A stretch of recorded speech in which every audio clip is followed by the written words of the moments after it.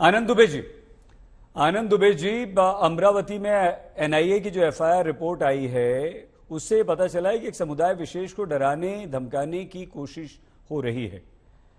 आपकी वहां सरकार है, थी, अब तो नहीं है।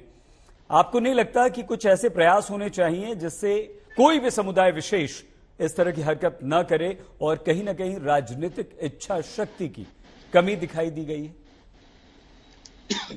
सईद भाई, सबसे पहले तो उदयपुर के कन्हैया लाल जी और अमरावती के उमेश कोल्हे जी की निर्मम हत्या की हम निंदा करते हैं, निषेध करते हैं और दोनों ही परिवारों के प्रति अपनी संवेदना प्रकट करते हैं। देखिए सईद भाई, ऐसा है कि 21 जून को ये घटना घटी थी और उसके बाद इसकी जांच शुरू हो गई। अमरावती पुलिस ने पहले दिन ही एफआईआर में इसे मर्डर केस को दर्ज किया है कि ये एक निर्मम हत्या है। कुछ लोग कह रहे थे कि डकैती कर दिया है। अमरावती की पुलिस कमिश्नर ने टेलीविजन पर आकर कहा, आरती सिंह जी ने, कि नहीं, हमने पहले दिन से मर्डर का केस बनाया है, हम इसकी जांच कर रहे हैं। सईद भाई, आप इतने वरिष्ठ पत्रकार हैं, आप जानते हैं कि जब पुलिस जांच करती है तो कभी कभी 2 दिन में भी हल कर देती है और कभी कभी 10 दिन 20 दिन भी लग जाते हैं। हमें पुलिस पर शंका करने से पहले ये देख लेना चाहिए कि पुलिस जब अपनी जांच कर रही है तो कई पहलू से जांच करती है।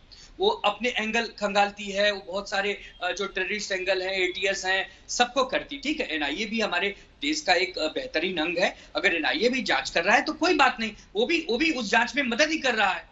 तो देखिए, अमरावती में जो राजनीति है सईद भाई, पहले से समझिए, नवनीत राणा जी के और आरती सिंह के संबंध अच्छे नहीं है, क्योंकि आरती सिंह ने उनके ऊपर कुछ एफआईआर की है, बस उसी की खुन्नस वो खाई बैठी है।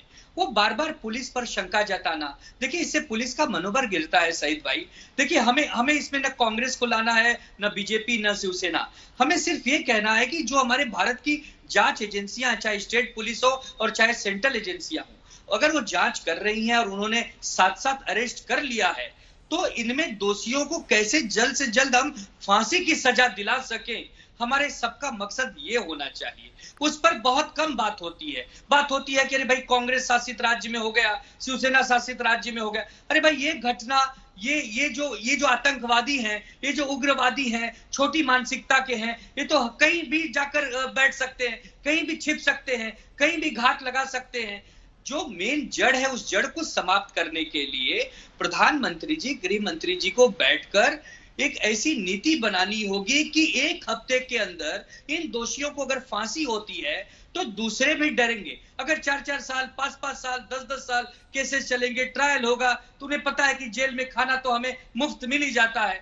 तो सईद भाई, इसमें सबसे इंपॉर्टेंट है, देखिए हमारी अमरावती पुलिस, महाराष्ट्र पुलिस के बारे में आप भी जानते हैं, उनके काम करने का तरीका भी जानते हैं, पूरे वर्ल्ड में फेमस है। तो वो कर रहे हैं अपना काम, लेकिन खाली कोई एक व्यक्ति विशेष, किसी कमिश्नर को हटाना है, उस पर दोष लगाना है, अगर उसको आगे रख के कोई इसको राजनीति के एंगल से जोड़ दे तो सईद भाई दुख होता है। लेकिन एक बात आज आप फिर से आपने प्रताप जी की बात को आगे बढ़ाते हुए अच्छी बात कही कि हम लोग सब मिलकर एक माहौल बनाने की कोशिश करें और कांग्रेस, बीजेपी, शिवसेना या एआईएमआईएम किसी भी राजनीतिक दल से दूर हटकर एक भारतवासी होने के नाते सोचें। ये प्रताप जी और आनंद जी, आपकी बात वाकई अच्छी और हम इसी पर आगे चर्चा करना चाहते हैं। वारिस पठान जी, आपके पास आपका नंबर था, आपके पास आना चाहते थे, लेकिन संदेश मिला है कि प्रताप सिंह जी को जाना है किसी जरूरी काम से, तो आप ये एक प्रश्न का उत्तर देकर प्रताप जी प्लीज उससे जाने से पहले प्रश्न का उत्तर दे दीजिए।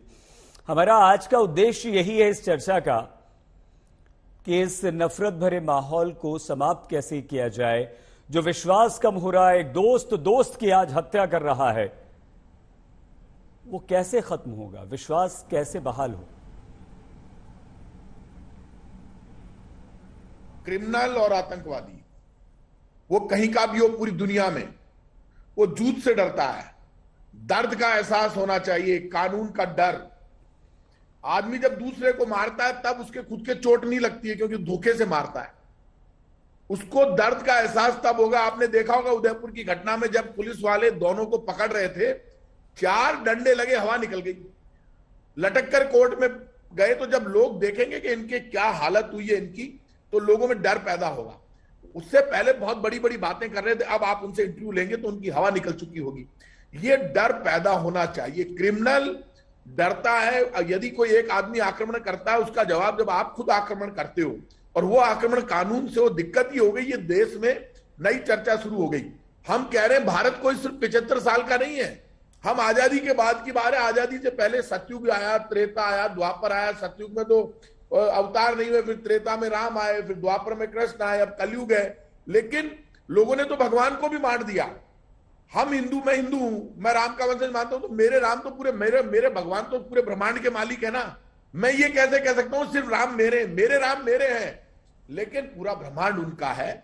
उनकी आंखों में करुणा है, प्यार है, प्रेम है।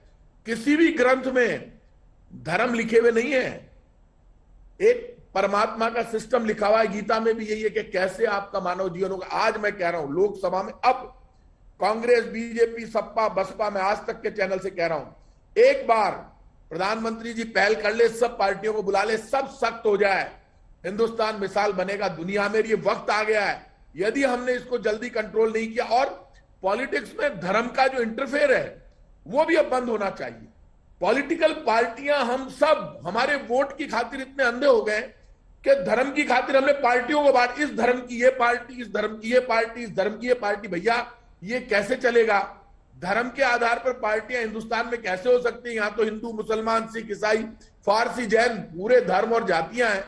तो पॉलिटिकली भी सुधार होने की जरूरत है कि राजनीतिक दलों पर भी अंकुश लगे। और अब तो जैसे इलेक्शन कमीशन ने पहले, उस वक्त जब राजीव गांधी जी ने, जब वो थे, मैं भूल गया जो इलेक्शन कमीशन थे, एक जो आए थे, उन्होंने बड़े सुधार किए, उनका नाम भूल रहा हूं, टीएन सेशन जब आए थे, वैसे ही अब वक्त आ गया जब ये उदयपुर की घटना ने हिलाकर रख दिया, अमरावती में घटना हो गई।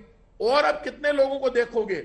एक माँ अपने बेटे, मिनिस्टर बेटे को कह रही है तेरा ध्यान रखना। इसलिए अब इसके लिए एक होना पड़ेगा, पार्टीबाजी से ऊपर उठकर, धर्म और जाति से ऊपर उठकर देश के लिए कानून बनाना पड़ेगा।